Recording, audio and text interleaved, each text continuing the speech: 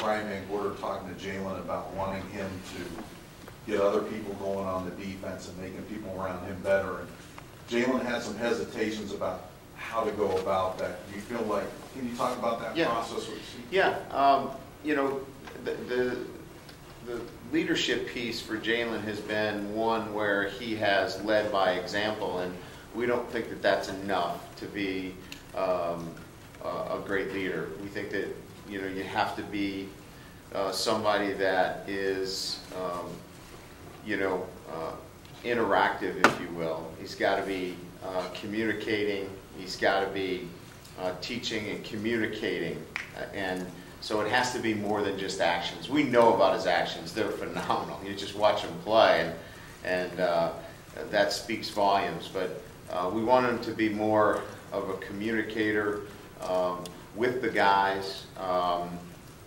and I think that that's the point that we wanted to make with him, and he took it to heart after a conversation about what he needed to physically do, and then what did he need to do relative to the communication piece, and it was really mentoring and communicating really his experiences and his learning curve, and I think he understood that. Did he surprise you at all with his ability to be able to be maybe what is your prototype version of your offense?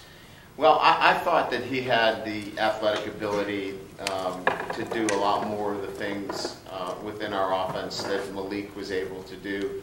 He's certainly a bit of a different player than Malik, but certainly could keep, you know, our read option series in there, and, you know, because of his size, could continue to have, you know, quarterback runs as part of our offense. So I didn't undersell him in that sense, that he couldn't be part of our run game.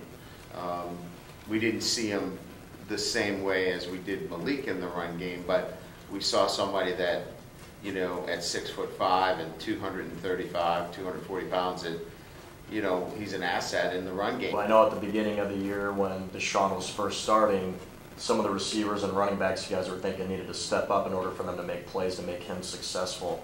But as the season has gone along, have you seen Deshaun step up into that role?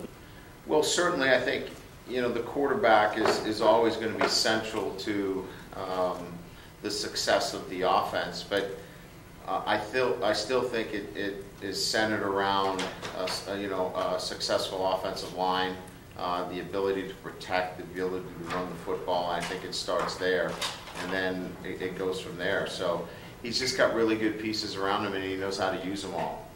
So if he was out there by himself, I don't think he takes over the game. He's just still relying on the pieces around him.